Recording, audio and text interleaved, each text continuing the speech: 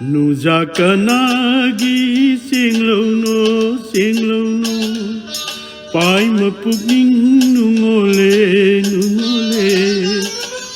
singil kanagi lainamno thamoi aigi khoidare Nujakanagi singlono pai mapugning nungole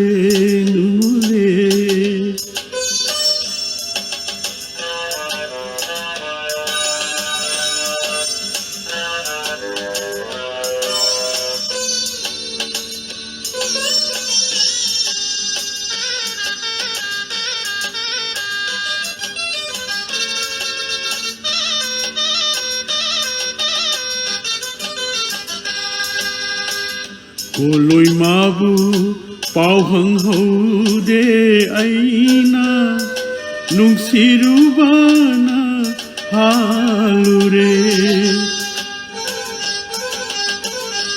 thamoi magi sakhang hau de aina khoidarubana halure khoi michi midyelangda khoi misi midyeng langda yarau saji oirure nujakanagi singlono pai mapugning nungole singil kanagi lainamno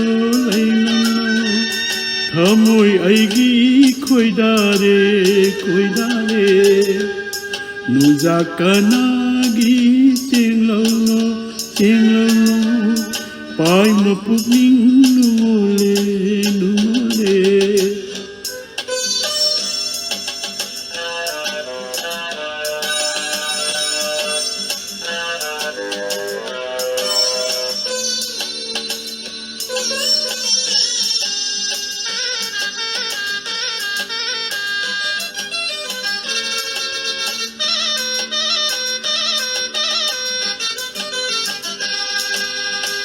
Lamgi seklara khangjade nangu Yungi pombira khangjade nangu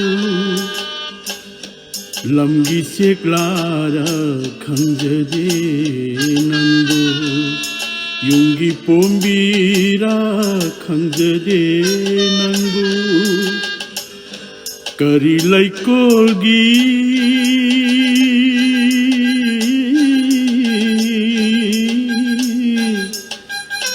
lairangno lamgi seklara khangjade nangu yungi pombira khangjade nangu lolugani lairang kaida lolugani lairang kaida lainam laikai palale nujakanagi singlono pai mapugning nungole singil kanagi lainamno thamoi aigi khoidare nujakanagi singlono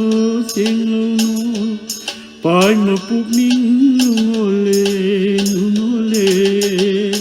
Thank you Krumzari kang lepa khoi swai manipuriam nung siye aibu subscribe nung sibiba yang biba Krumzari I love you everybody Ngasi Haore Haore-100 episode oina tawjare mayam ai kitang background kitang haijage dena YouTube ta laksagi Facebook ta kebolana sum charam badagi mayam na YouTube ha poina khoi ja hanna account um sembire alu ama hapkalaga doma khodi yengudre chahi ama bawba Ishorna ni mapa so chahi ama chai 2017 ge December adaida Facebook จะเก็บบุรันหาเรื่องสุ่มตอรมบด Yam นี้ tawzare.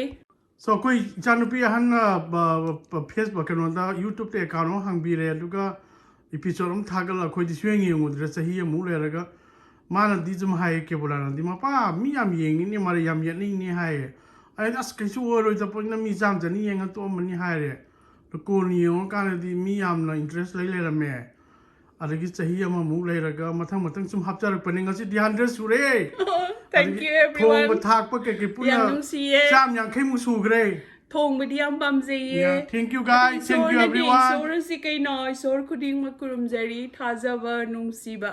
เก็บบุรัน And ยา then ว dharmaleba. อย่ามานะจำหัวนะ Ay จำ sam nung ay zeye ay no pamzaba doy sor na pipiki. มายามนะ support ตัววิกิจมันจังอาทิตย์ Kurumzari. เขารักประเดี๋ยวอีใช่มาเสียมด้วยทักษะกันเลย Valentine's มาทำนันลากปะเนี่ยมามาในยี่ทายในยี่พอตัวมันยับจ้าเลยก็ Pamzeye.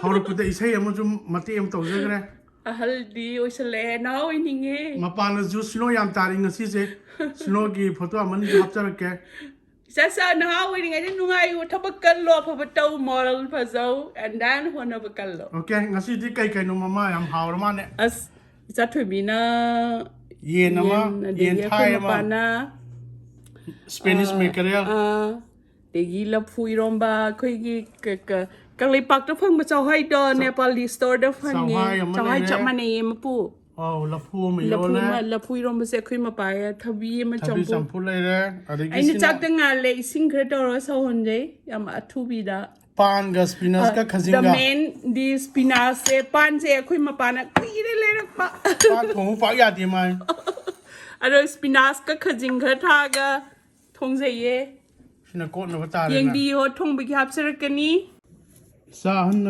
ชิคก้นเบกตัวนี้มันไม่ใช่อินเดียนสไปซ์กันกันชิคก้นไทยหรือมันยำฮาวเอ้มาเชื่อมจานมันยำฮาวเอ้ให้ได้ไหมเก็บเวลาอย่างนี้สเปเชียลจ้ะ si di pan ga spinach ka ano ga khajing amani tha thong bi ni สเปนิชเมกเกอร์แล้วมาต่อเจอกันชิคก้นที่จุดท้ายยำฮาวจันมีหนึ่งร่างได้มาต่อเลยสิกรีกโยเกิร์ตก็ยาวอีกสเปนิชเมกเกอร์จะต่อไปเลยสิแล้วมากันนะอ๋อพันปนวยหรอเปล่า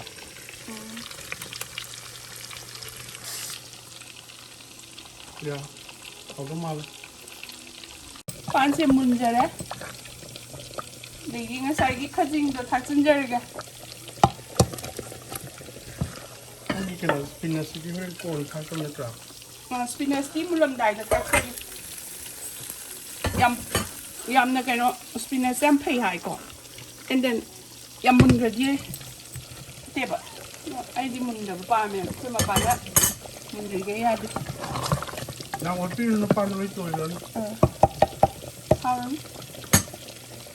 Degi spinach thak chun jare ge ทุ่งกระเกียงอ่ะบ้า kumang na mamani na rai kitang khai do ke se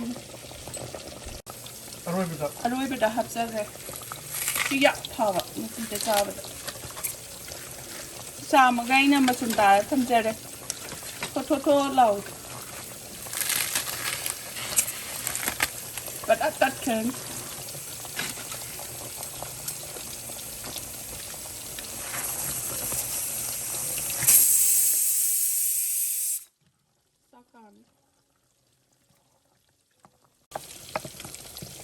มันแล้วจ้านี่สปินัส mulle panyan pa me na pa na thong do ยาปานนี่ชูเกอร์โปรแกรมเลยแบบนี้ก็จะ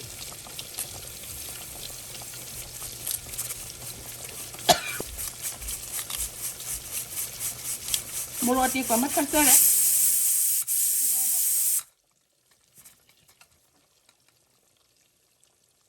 no san ba ya le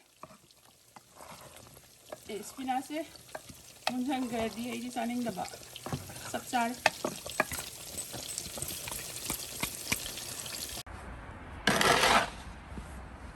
อุ่นยำตาฮัลโหล Nyam tare kasi di nga ada ni hindi le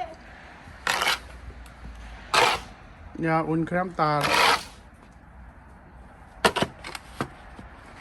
napsan diyo di นี่อาการที่เคล็ดไปยาเลยด้วย ha Khơi thằng nào vẫn nó phải làm khét đi rồi mày. Maning cái đi làm viên cái phần hàng kết cả. Phân chân lên. Ya ngã injal adi pura lungjian olah cái tôi ra.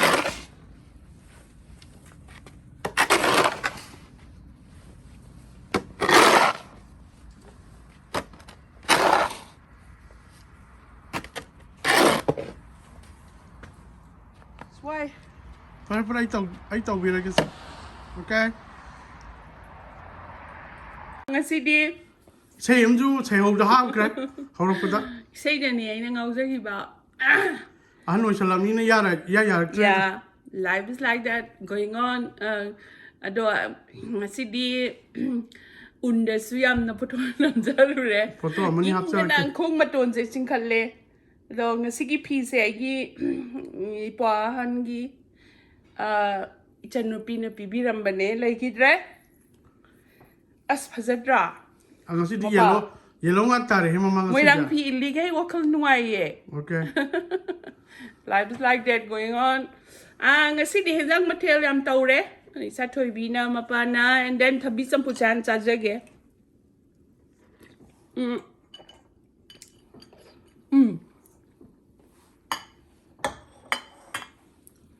Odegi masigi achambahan chajage pukse. Mapayo adawan sawai. Sao hai man video sao hai do.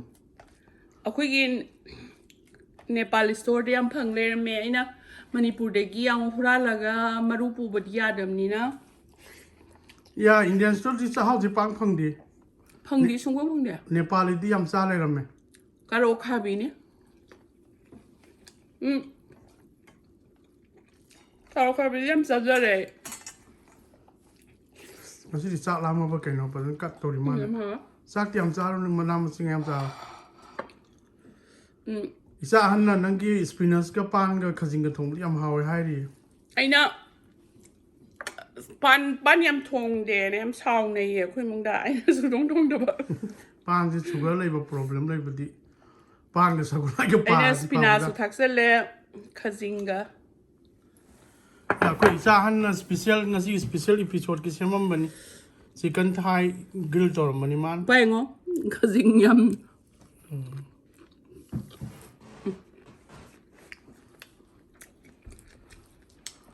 ha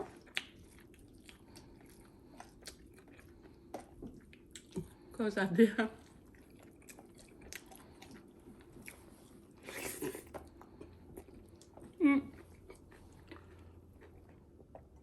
pai ngo to Serrano pepper. serrano Sa ri sa ba ni hey yam sa ro.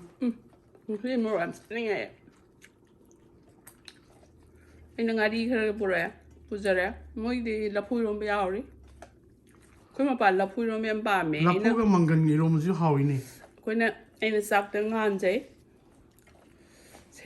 Serrano pepper ni yam saya se kau Manipur dah thabi o yam phe. Habani ro de ki sini hale sa. Tang tu suka tangi man. As masidi seafood stir fry gumba even kang sui ha bu yam pai. Yam haw.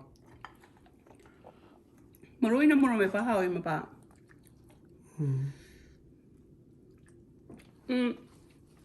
Ngasi di hari episode so bisa am nung siye me am nung si biba ay so am nung ay zare. Ya 162,000 subscribers su gre. Kau ma pa na tau bi nga se isa thoi bi na Spanish maker su dum hawn. lei be thabak tau ri. Man ayam ka ten chalo jikan ja koi di ki ja ne kya chat re. Pesa thom ni na kana re. Man ka lai bi re.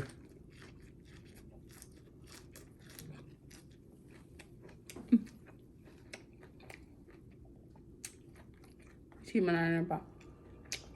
Chara koi di wa kan pan ga spinach ne nga taw ne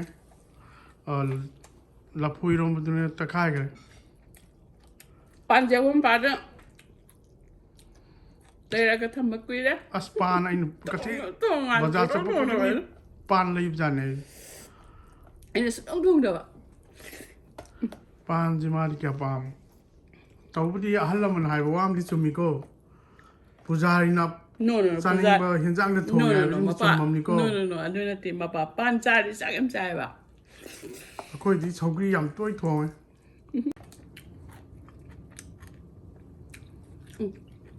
Ang chongjay do. Chowi din natte.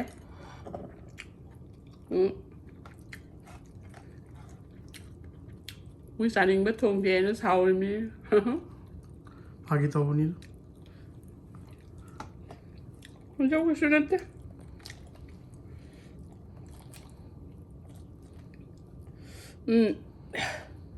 Hawe. Mapa. Pan gay. Zucchini spinach ka thong si phaja hawa.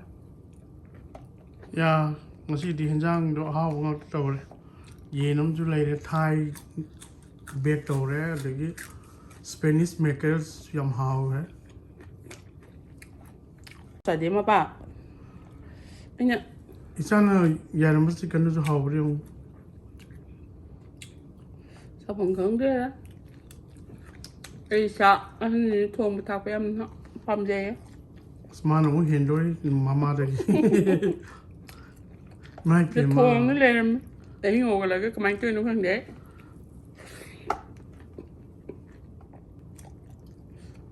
Mà hai bữa sum bấm gì đây chả. Mà phải bữa sau này ngon.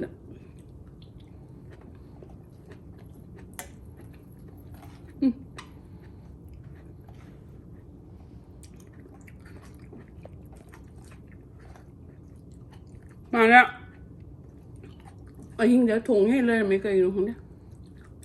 ไอ้มันเท้ากันเลย Sa đến sao vậy chứ? Cái gì đấy? Manipuri food đã đúng thông giờ mà.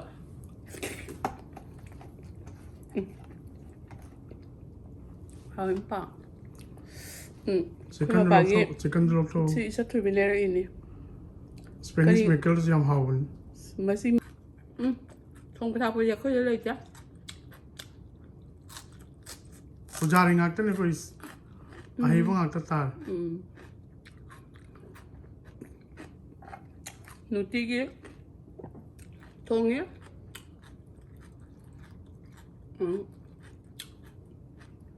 Thong na ba kolik bak lai le. haijanga kolika Ja. Ita mam so is de. Ngau boni sa sa. Sa ba da. Apa ba sa? Protein sa. yam di chadaba carb yam chadaba Kap yam sa da ba. Kana da ba sang sa ne. Bu chamur ma. Kuna ba di kan da ba ya de. Moral phajao.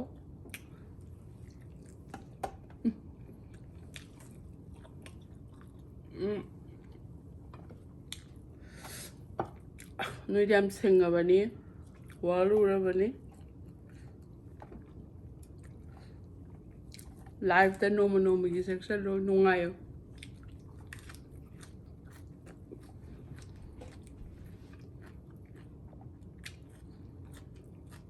you know nam ki episode ne yung ta pa lo I do is very important thing about it.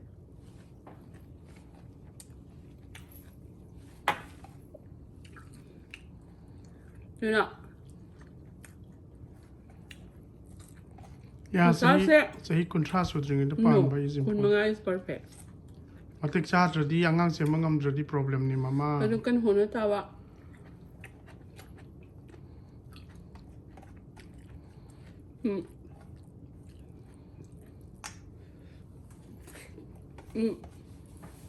Ko da bi le te tabak ti phang ro ne ma pa.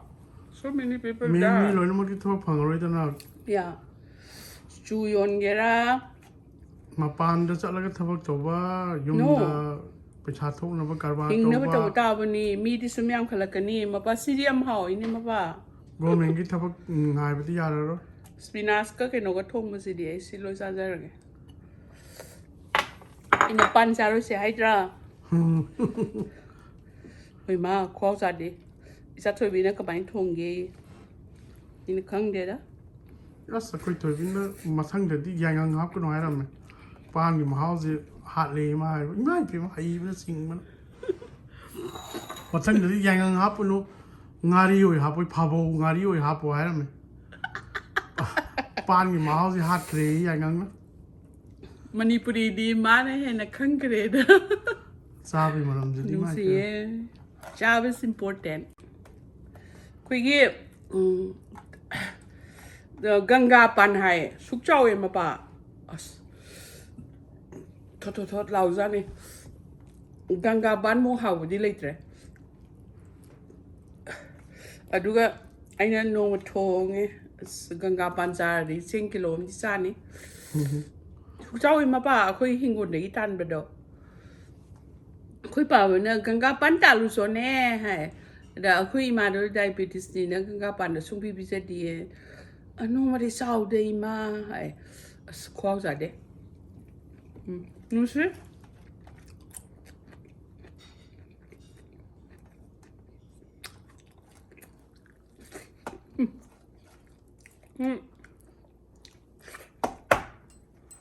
ꯑꯩꯈꯣꯏ ꯏꯃꯥꯅ ꯄꯥꯟꯗꯣ ꯄꯥꯝꯖꯩ ꯌꯦꯅꯈꯥꯗ ꯃꯔꯤ ꯂꯩ ꯑꯩꯅꯁꯨ ꯆꯥꯅꯤꯡꯉꯤ ꯑꯩꯈꯣꯏ ꯆꯥ ꯐꯕꯅꯤꯅ ꯑꯩꯈꯣꯏ ꯄꯥꯕꯅ ꯄꯥꯟ ꯊꯣꯡꯉꯤ ꯀꯩꯒꯤꯅꯣ ꯍꯪꯉꯤ ꯄꯥꯕ ꯅꯣꯡ ꯐꯥꯗꯣꯛ ꯆꯥꯁꯅꯨꯗ ꯍꯥꯏ ꯑꯁ ꯒꯪꯒꯥ ꯄꯥꯟ ꯀꯧꯋꯦ ꯁꯨꯛ ꯆꯥꯎꯋꯦ ꯑꯗꯨꯒ ꯆꯞ ꯃꯥꯟꯅꯩ ꯑꯗꯨꯅ ꯄꯥꯟꯅꯁꯦ ꯈꯤꯒꯗꯕꯅꯦꯅ ꯈꯥꯎ ꯆꯥꯗꯦꯕꯣ ꯉꯁꯤꯗꯤ 100 episode-ꯀꯤ ꯌꯥꯝ ꯅꯨꯡꯁꯤꯌꯦ ꯃꯌꯥꯝꯅ ꯌꯦꯡꯕꯤꯕ ꯃꯔꯨ ꯑꯣꯏꯅ ꯑꯩꯈꯣꯏ ꯀꯪꯂꯩꯄꯥꯛ ꯃꯅꯤꯄꯨꯔ ꯑꯩꯕꯨ ꯅꯨꯡꯁꯤꯕꯤꯕ ꯆꯥꯛ ꯌꯥꯝ ꯆꯥꯈ꯭ꯔꯦ ꯁꯦ ꯍꯌꯦꯡ ꯆꯥꯖꯔꯒꯦ ꯆꯊꯣꯏꯕꯤꯅ ꯑꯍꯤꯡꯗꯒꯤ ꯇꯣꯠꯂꯒ ꯊꯅꯝꯃꯤ ꯃꯅꯨꯡꯗ ꯃꯦꯔꯤꯟꯅ ꯌꯥꯝ ꯐꯖꯅ ꯇꯧꯕꯅꯤ ꯍꯥꯎꯕꯅꯤ ꯌꯥꯝ ꯍꯥꯎꯋꯦ ꯃꯄꯥ ꯑꯩꯅ ꯉꯁꯤꯗꯤ ꯐꯣꯇꯣꯁꯨ ꯌꯥꯝ ꯅꯝꯃꯨꯔꯦ ꯄꯥꯟꯒ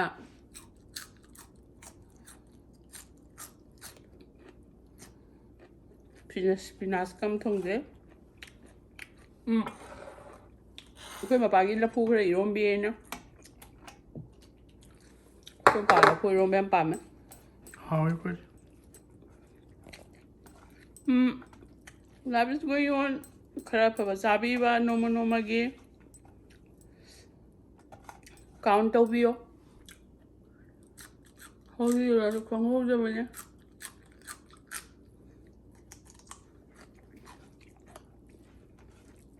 Sa honna bakalo. Honna ka ana taluraga chak chawa maawba no.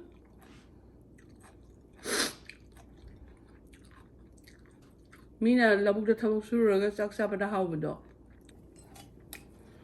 Mapanda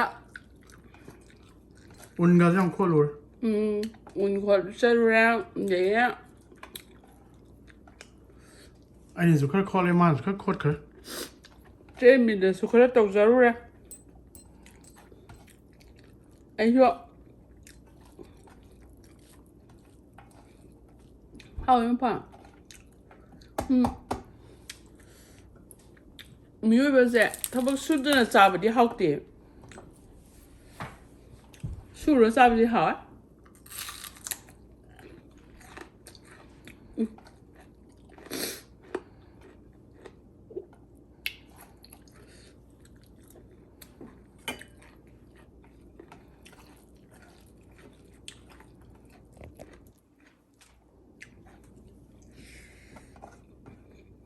Ngon em hả? Thank you, sir. ꯌꯥꯏꯉꯪꯅꯦ ꯆꯤꯂꯤ ꯄꯥꯎꯗꯔ ꯑꯗꯒꯤ ꯆꯝꯄ꯭ꯔꯥ ꯃꯍꯤ ꯊꯨꯝ Em hiểu sao gì? ꯐꯤꯁꯀꯤ ꯃꯁꯥꯂꯥ ꯈꯔ ꯀꯨꯏꯅ ꯃꯦꯔꯤꯅꯦꯠ ꯇꯧꯔ ꯊꯝꯕ Ingba tataba, ꯕ꯭ꯂꯦꯛ ꯄꯦꯄꯔꯁꯨ ꯈꯔ ꯌꯥꯎꯋꯦ saurasu padaba. Musira maroi sa.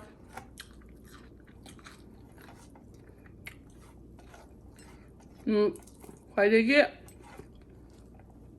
maroi badi compromise ni sa. Ya ka compromise to ta mi Yep. yum palade.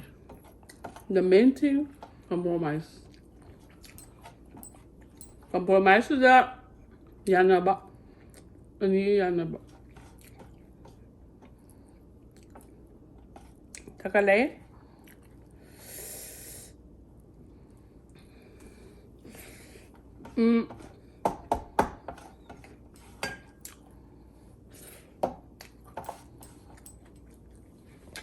Hả? Không sao thế? Em Haore nó sắc thì em nấu chút nữa, sắc thì không bấm trái à đấy.